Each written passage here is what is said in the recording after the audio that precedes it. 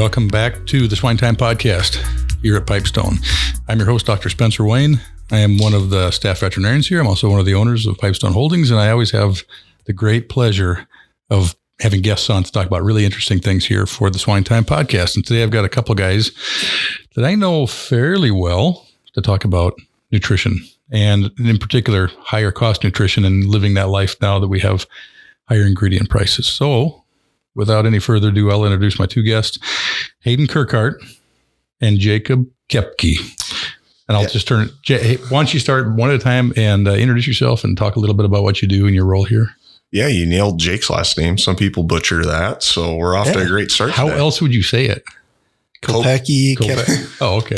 Koepke. Yeah, there's lots of different pronunciations to it, but Koepke is the correct one. Yeah. Okay. Yeah. No, thanks for having me back, Spencer. This is my second time on the podcast. Again, this is Hayden Kerkaert and would be a nutritionist with Pipestone, and that's my primary function. So, yeah, appreciate the opportunity to join you here today, Spencer. This is my first time on this podcast, and similar to Hayden's role, I am a nutritionist here at Pipestone Nutrition. Okay, both in the nutrition group. Hayden, you've been with us for 3 years? Just about 3 years. Almost 3 years. Okay. Pretty young guy yet. I think I'm the youngest on the team. Yeah, he's still got milk. Jake, are you older? Yeah, I am. I just turned a ripe old 30 this year. 30. But you've been with us for a year. Just over a year. Yep. Okay. Both have receding hairline. So that is like a nutrition must. I think every man that has joined the nutrition team. Yeah. It's has like a receding hairline. Yeah, it's a sign of wisdom, right? Isn't that what they say? Or yeah, or the stress of the veterinarians just hounding on us all the time. So it's really tough to fix your guys' mistakes, Spencer, all the time. Sure. All right. Well, good. Let me see a little bit of personal background as well, just so people can kind of picture it. I know your extended family for sure, but you got a couple kids. Yeah. So born and raised in Pipestone, I think. That'd be a good place to start. Went to SDSU, then Kansas State, got my master's, came back 3 years ago. Have a lovely, lovely wife of almost 5 years. And then actually my daughter turned 1 and is a speed demon because she decided to learn how to walk on that exact day. And now we can't keep her out of anything. So it's been a blur, but it's been fun. See the bags under his eyes? Yeah, teething. Yeah. But she's a year. And she's definitely sleeping through the night now, kind of, right? Only when a new teeth pops through, and we're on week 1.5 of like a whole new tooth coming through. It's like every time we look, we're like, oh my gosh, there's another one. Yeah. All right, Jake, you got any personal stuff you want to share? Yeah. So grew up, born and raised in Sioux Falls, South Dakota. Did my bachelor's and master's both at South Dakota State. Met Hayden during that time and got to know him pretty well. Went out in the industry for just about 5 years. Before joining Pipestone, and happy to be here. Been married for 4 years in June, and we have an 8-month-old baby girl at home that is keeping us up quite a bit during the middle of the night, having fun little parties from 2 to 3. But no, overall, that's been a lot of fun. Been good. I do want to say we're both very, very thankful. Our daughters look more like their moms and not like us. So we're incredibly thankful for that one. And Jake and I, we met. He was my boss for my undergraduate project at South Dakota State. And then we ended up going to China and roommating together. And we've always known each other ever since then. So it's been really cool just to have that relationship. And now Jake and I are working together. And some of us would call us the dysfunctional duo, the dynamic duo, or there's a lot of different names. John uses for us, some appropriate, some not. So yeah, always bouncing some crazy ideas off each other. And it's been a lot of fun to work with Hayden and all the other nutritionists on the team. All right. Hey, let's get into the major topic here, which is things cost more today. And so feed costs more. And so how do you handle it? So first, why don't you just go through why feed costs more? Well, I think that brings up a beautiful dynamic name for us that you didn't say. We're fighting high feed costs. We're going to be Apollo and Rocky over here. Jake's the better fighter of the two, so he'll be Rocky, but have to throw that reference out there. But yeah, feed costs incredibly high today, all-time highs really. Fortunately enough, about the past 4 weeks, we've seen a little decrease here. Some of it being driven from just global things, right? The Ukraine war, everyone's heard that one 1,000 bazillion times, the Ukraine war is affecting this. And then we're still seeing some lag time from COVID on certain ingredients with supply chains, like amino acids have been a little funky in other ingredients. And then we just come out here and we had the derecho. So a lot of bins were knocked down. So a lot of guys had to sell corn early. And then on top of that, it was a drought year.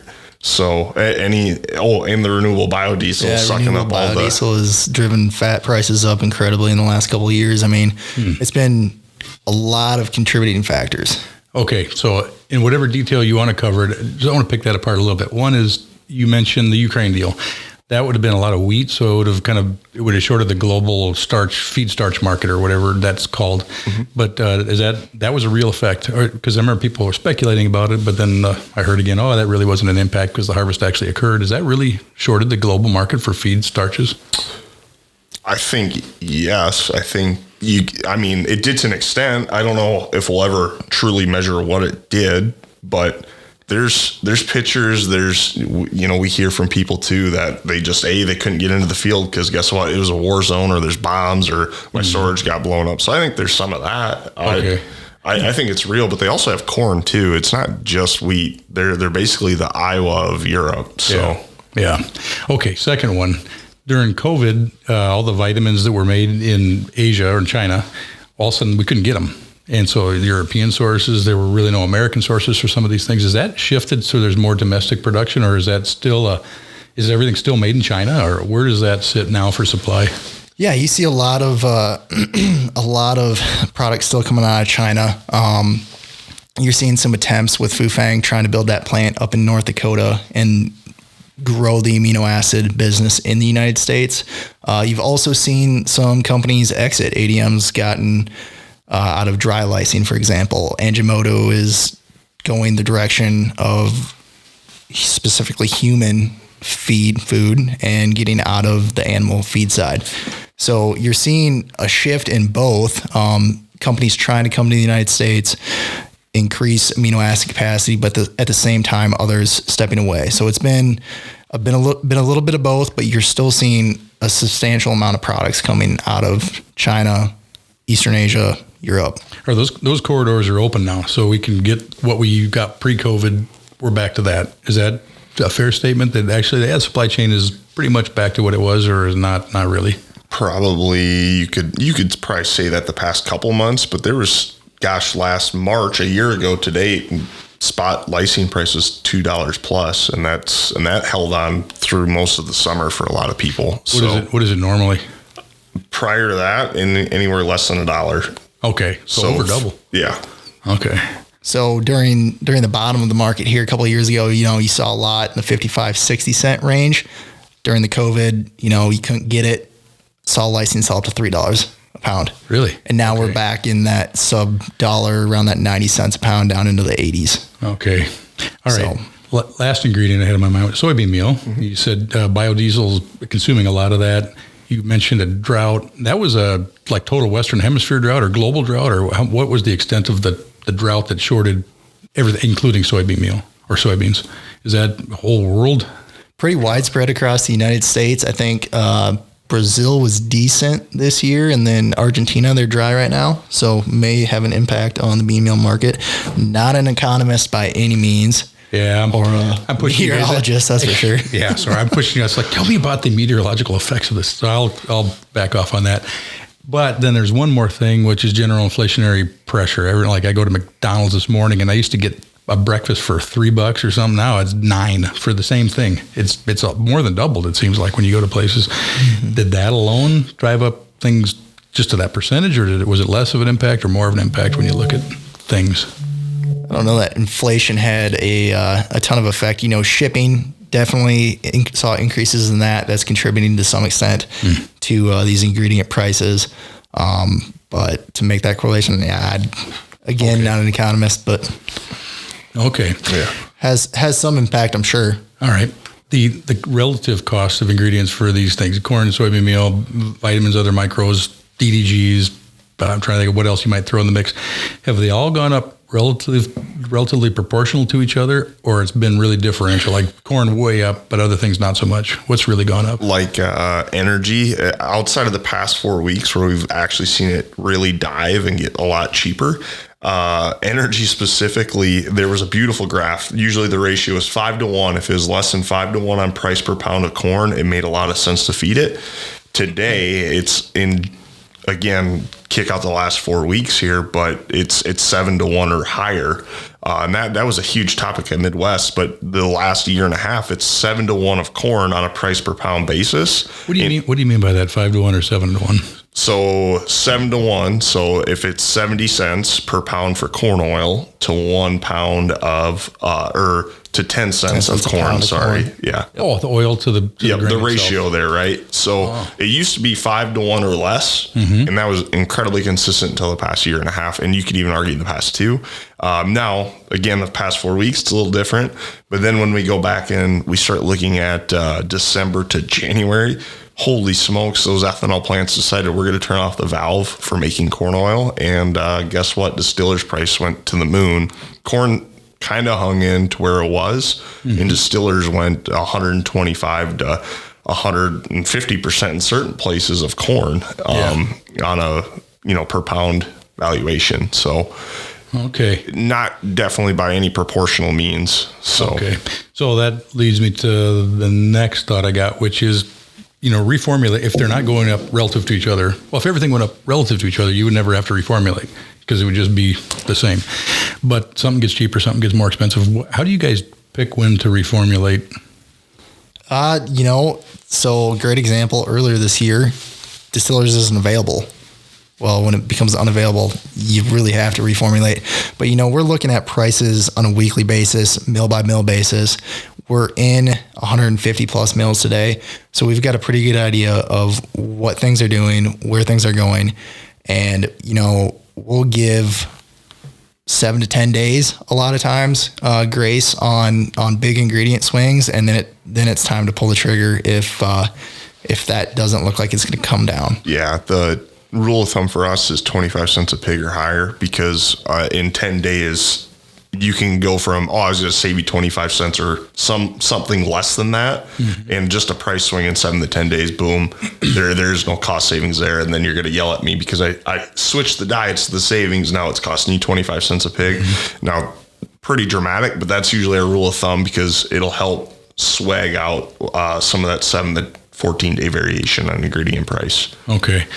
So you said 25 cents a pig. That's kind of the threshold. And that is, if we don't reformulate, feeding the same diet or the same specs that we've got set up for these diets will cost the pig 25 cents more to feed for the life of the pig, or is that a per unit of time? Like, there's just this one diet, one phase. That snapshot of time, right? So if I were going to say I was going to feed that pig out for the rest of his life on 2 day, that's the snapshot of time I'm looking at, right? Okay. Now, like Jake said, we know where the trends are going. So that 25 cents. We think we do. Yeah. We think we do.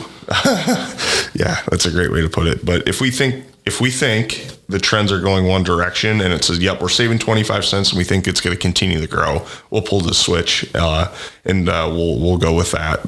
But there's some research out there that says, hey, consistent diets, consistent formulation does better for the pig than pulling the trigger. And all of a sudden I'm feeding a lot of distillers to no distillers, to a lot of distillers to no distillers. Those pigs will perform worse than the pig that was said, hey, steady Eddie, he's going to stay at 200 pounds of distillers or 300 pounds of distillers per ton for the whole life. Yeah, it might have cost him 10 cents more a pig to do so. But at the end of the day, that pig was fed more uniform, so he performed better. Yeah. I was wondering, when you do make reformulation changes for pricing, is it a radical dietary change where the pig all of a sudden comes up to the feeder and it's a very different diet, or is it, will you throw a pig off? Because you mentioned consistency counts for something. Is it common that you'll see, my pigs got loose, they backed off on their intake? What do you see? Typically, we try really hard not to do that. There's situations where it does happen, where we'll go from, say, 400 pounds distillers down to nothing just because of availability. But generally, we'll step it down, back off half of that, and try and keep things smooth, steady Eddie again, going back to Hayden's comment.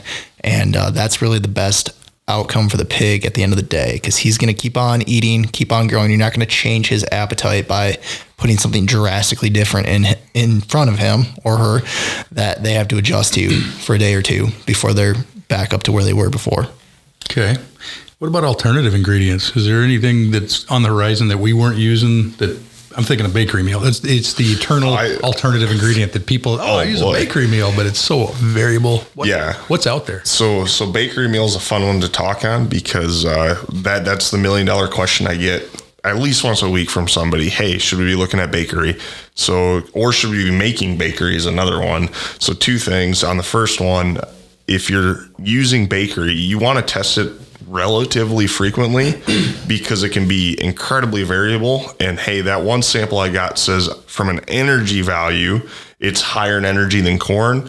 Okay, that's how we're going to price it. But then we're going to check it in about 3 weeks to 4 weeks, just again, because it can, those bakery plants, it's whatever they get in that week is what they're going to make that bakery to. Very few of them can guarantee it. And so what we've noticed specifically since probably end of COVID, those plants aren't getting as good of ingredients as they generally maybe used to. So that they've become more efficient. Yeah, they've become a lot more efficient. And that's everybody wants to get into bakery when they're buying feeding $7 corn. No doubt about it. Everybody's looking for alternative feedstuffs. The challenge becomes availability. Mm-hmm. Is there enough out there? These bakery plants have become more efficient. So I think availability has gone down to some extent, and then location. Mm-hmm. So if you're in eastern South Dakota, availability to bakery can be very limited. You get up closer to the Twin Cities or out by Chicago where there's a lot more of those plants. Bakery may make sense out there. Again, but going back to Hayden's comments, you got to look at it from an energy standpoint, and you got to be monitoring it consistently because it will change. And if you are too aggressive, you can really hurt your pigs too. Yeah. And from a lot of guys that I look up to within the industry that either use a lot of bakery, byproduct meal, or help formulate bakery, they say generally, if you're just coming to the bakery market and some of the ingredients you're finding on the market, they're probably not the greatest ingredients because a lot of those plants, they go to the guys that are going to consistently take their product and consistently do it, or you're going to have to outbid those guys. And at that point, you're losing your economic value. And I think a lot of people see it and they're like, oh, this is great. $7 corn, going back to Jake's comments. But by then it's like, oh, we didn't get the product we thought we were going to get because the quality isn't there or the bioavailability to the pig isn't great, or I just shot myself in the foot because that cost savings isn't there. But guys, I committed to it. So on the bakery side, you mentioned you got to test to get the actual nutrient values to put into your formulation program. Is that something that the bakery blender or whatever part of the supply chain will test and they report to you, or do you have to test yourself? We prefer to test. Okay. So some are, and they'll provide that if you request it, but we'll still validate ourselves. Because I imagine it probably changes truckload to truckload even, depending on what they got. It sure can. And the supply chain for that looks like, I'm probably wrong, but you got like Malto-Meal making cereals in Northfield. I think that's where they're planted, somewhere around there. Well, then those guys sell whatever they've got along with 10 other food plants to a blender, and that guy's drying it down and mixing. And is that what's happening, or is it directly from the people making the human food? How do you source those things? I mean, some of those things, I have a couple clients that used to make bakery, and again, going back to some of those guys that that still kind of make bakery, use a lot of these byproducts. It's you get the phone call at 3 a.m. and you're first on the list to come grab this. And if you don't come grab it and you can't grab the total quantity, I'm going to call the next guy on the list. One of the guys that I've learned a lot formulation wise, or he's fun to spitball ideas off. I went pheasant hunting with him one time and he was in my room and the guy woke up at 2 a.m. and he said, oh, you got the Doritos? Good. Take them. I'll make the diets. We'll be ready to use them this morning. True story. At 2 a.m. just popped up in his bed and I walked out at 5:30 in the morning. There he was, done formulating diets with Doritos. So Doritos. Yeah. All right. Anything like bakery meal out there that's this is another alternative energy source that we can, other types of fat, anything out there we're not used to seeing regularly as a conventional orthodox ingredient? Yeah. We're seeing a lot of research being done chasing different ingredients, acids, different enzymes. There's even some different fats coming onto the market from Latin America and Eastern Asia. Ionophorus schisis being another one. You can go down all of those routes from a nutrition standpoint and put those into the diet, depending on your strategy as a producer, and then as a nutritionist, kind of what you want to employ. And I think we've hit on a ton of what can we do alternative wise. Look at this, look at this, look at this. I think don't miss the big picture though, because the 3 easy things that Jake and I were talking about before we came to this podcast, that all these people, you got to do this, do this, do this. But if you miss the big 3, which is particle size, feeder adjustments, and adjusting your budgets after mortality events. Yeah. What we're doing for feed cost savings doesn't make a lick of difference. So, I'll hit on the particle size. Every 100 microns is 1% better in feed efficiency and some gain. Some people argue how much gain in there, but you get gain and you literally do nothing to change your cost other than maybe a little higher energy cost in your mill, or you harp on the mill to change it. But at the end of the day, if I go from 700 to 600, I pick up 1% in feed efficiency. What's the limit? What's the limit on particle size? How low can you go? Depends on the producer. Yeah. There's guys that can feed down to 450, 500 very consistently. And there's guys that can't handle over 650 microns. Feeder type can impact that. Okay. 2 feeders. If we're having a ton of out of feed events or bridging because our feed particles are too small, that can be a serious problem where we can run into ulcer events. Is there the ulcer events? I'm thinking flowability and ulcer and then pig health type impact. But if you get it, where does it become a problem for flowability? About 400 or 500? It goes back to Jake's comment. It's really producer dependent because we have guys right now. We have our own in-house particle size. They're running sub 500. I have not heard higher issue of an ulcer out of feed or any of those. And I have guys that we hit 650 and they're complaining. I can't get it to flow. I'm having ulcers, and it's so producer dependent. It can be mill dependent too. Because you're at 450 microns doesn't mean you got to look at the standard deviation as well. You could be well into the 300 microns and, a couple of coarse particles because of a poor grind with a standard deviation above 3 and probably running into some flowability issues. Okay. I didn't know if that was the last question I had on that. Is there a limit to what a mill can grind down to? If it would flow and if the ulcer impact wasn't there, they can keep getting finer and finer. Those guys, if you're pelleting, they'll hit in the 300s. Really? Yep. They get it. It's like dairy cow powder. Now, don't do that if you're mash feeding by any means. But yeah, I guess ultimately for us, so our goal is right around 550 to 600, because that's generally 98% of the people we'll work with won't have issues there. Okay. But it is producer dependent or mill dependent. But I know the feeder adjustments too, though, Spencer, drives me absolutely bonkers when you go into a barn and those trays are full, especially on a wet dry feeder, which if you have full trays and those pigs are wasting feed, you can see it on a closeout, and it is incredibly evident because your feed efficiency will absolutely get crucified. Yep. Okay. So you threw out a good reference. 100 microns is a tenth of feed conversion. 1%. 1%. I'm sorry, 1%. And then you mentioned just right now feeder adjustments. What will that count for conversion or percentage or points conversion? How do you look at that? Poorly adjusted versus tight or properly adjusted? Yeah, generally going for 30 to 50% pan coverage, probably closer to 30. To put exact numbers to it, could be tough to say if you got feed piled up in the corners versus feed flowing into the pit. Mm-hmm. But you will pick it up on a closeout and anywhere from half a tenth to 2/10. Yeah. Or yeah. I mean, it's very evident because when I go and I look at the producer and they're above the 75th percentile for feed intake, mm-hmm. the pigs performed great. Their mortality was great from a gain and a mortality perspective. But that intake was super high and their feed efficiency slipped. It tells me they're wasting feed. Okay. What's the best feeder type for feed conversion? If you were saying I'm going to waste a little, is it a wet dry feeder?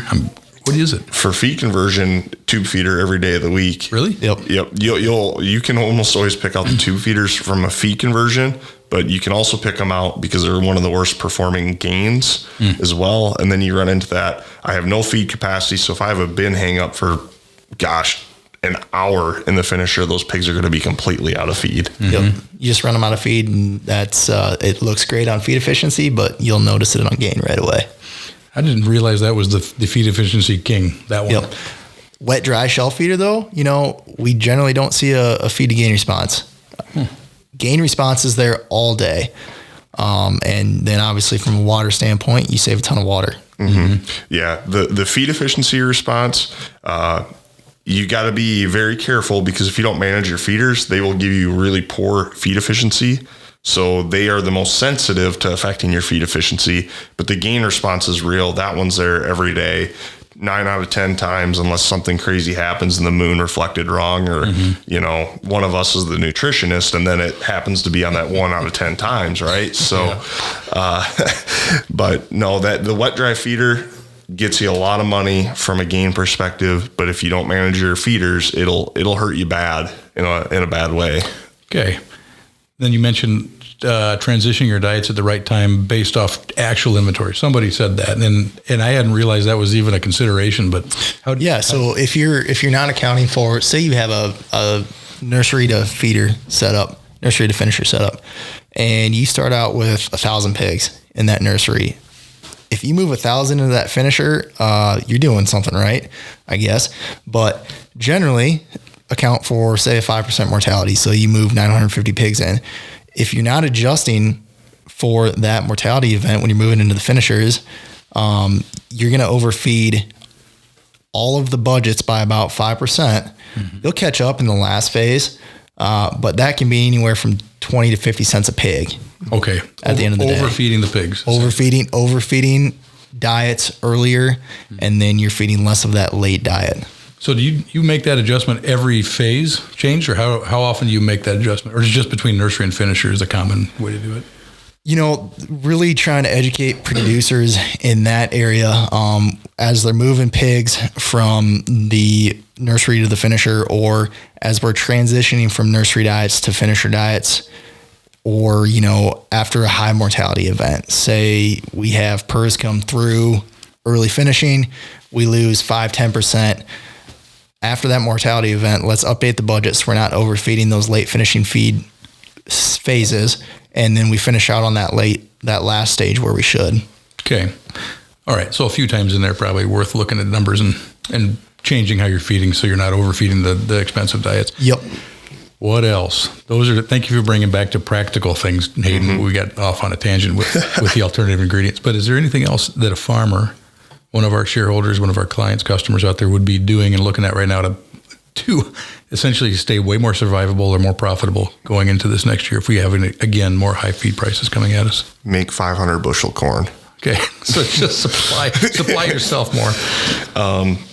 I would just say, make sure you understand your genetics. Environment also plays that effect. A lot of people, high feed cost isn't fun to drag out a 300-pound dead pig. And some of it, HBS, that one's tough to influence. These durocs have higher susceptibilities, but we know environmental swings that can take those pigs off feed pretty dang quick, and then they want to come back and eat as much as they can, and we got HBS or twisted guts. So that can happen at any stage in the game, but just make sure your environment's set right. That's I think that one's a huge overlook. My favorite is, we had a bunch of HBS stuff, and it's the feed, and sometimes it is. I'm not going to argue it, because it can be caused by the feed, but it was -20, and then it went to 40 degrees, but my ventilation, specifically my minimum ventilation, never changed in between. And now one of them, I'm drafting my pigs, and the other one was way too tight, or I was perfect one day, and nobody's going to be perfect. I was in a barn this morning. It was actually surprisingly great ventilation. I was surprised. And the reason why I was surprised is it was 45 degrees yesterday, and it was 10 degrees this morning. So kudos to that producer. If they actually listen to this podcast, they do a heck of a job ventilating. But I think that one's widely overlooked. So frame that up again in a simple, like a 1 or 2 sentence thing. Keep your environment constant so you don't make the pigs go off feed. Got it. Okay, so steady in the barn and watchfulness. If you got to up or down your minimum, if you got to set your set point above or below, depending on the outside temperature. Mm-hmm. Okay.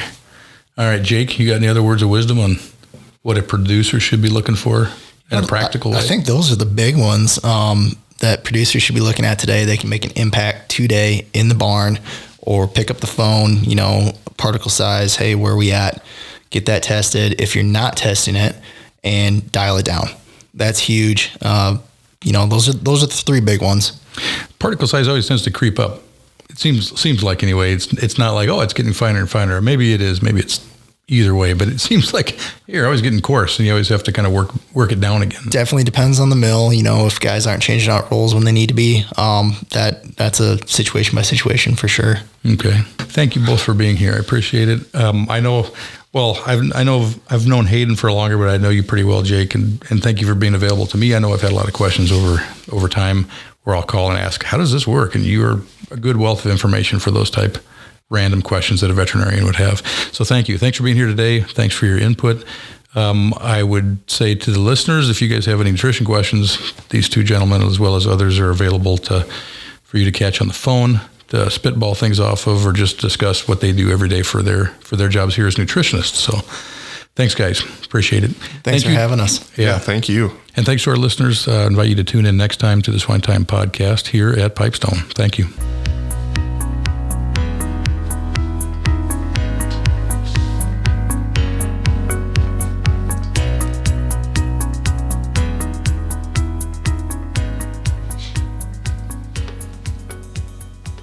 SwineTime podcast was created for the pork industry and individual pork producers around the country. Hosted by me, Dr. Spencer Wayne, with the Pipestone Veterinary Services. The podcast contains pork industry news, advancements in animal care, and how to enhance your productivity. Monthly podcasts are available on Spotify, Google Music, iTunes, Anchor, and on www.pipestone.com.